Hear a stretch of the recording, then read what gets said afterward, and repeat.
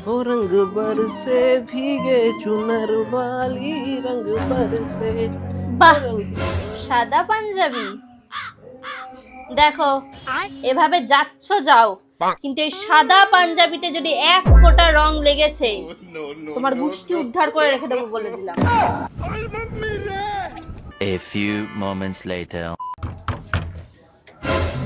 বুড়া না মানো। নিজে তো ভূত হয়েই এসছো, সাথে আমার শাড়িটাও 12টা বাজালা। এই দাগ এবার আমি কিভাবে তুলবো? আরে হোলির দিন চুপ করে থাকো। একদিকে তোমার মা খাটিয়ে খাটিয়ে আমার জীবনটা পুরো শেষ করে দিল, আর একদিকে তুমি তার গুণধর সন্তান। সবই না আমার কপাল। এই দাগ আমি কিভাবে তুলবো?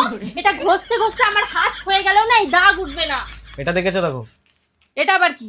সফেদ একের সাথে ফ্রি এক, এটাতে দাগ উঠবে? এরকম বক বক করলে তো আর দাগ উঠবে না, তার জন্য কাচতে হবে।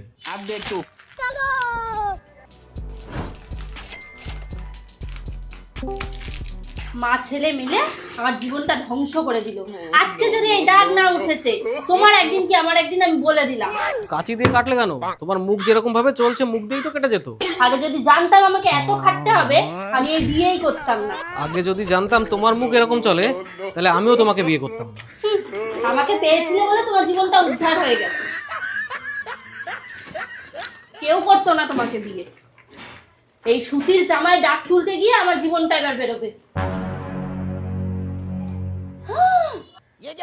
দাগ উঠে গেছে। হ্যাঁ, কি বলেছিলাম? বুড়া না মানো। হোলি হে। আরে না, বুড়া না মানো সফেদ হে। सफेद है।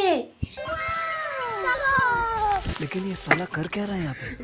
बुरा न मानो सफेद है।